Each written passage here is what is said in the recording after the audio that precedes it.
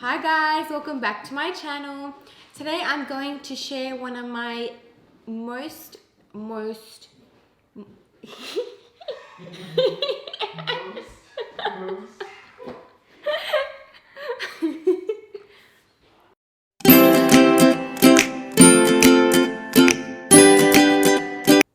Hey guys, welcome back to my channel.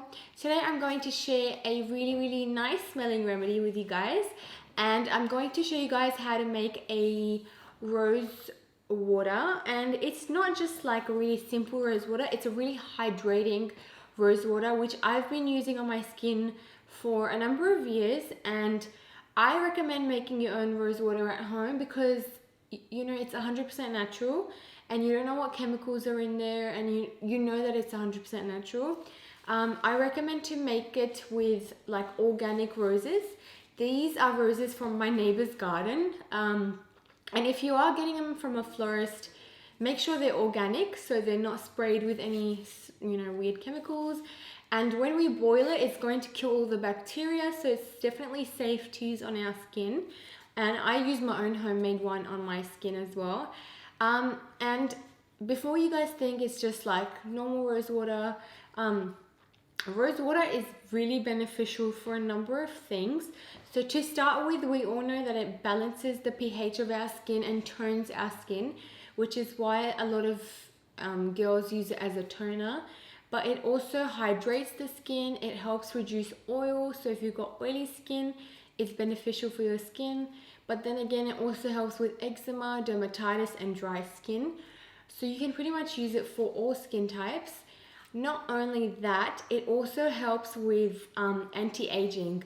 And as you guys saw in my last video, I'm pretty big on anti-aging from a young age. So, you know, in conjunction with the anti-aging mask I showed, if you haven't seen that video, I will link it down below. I also recommend using this after the mask and also twice a day.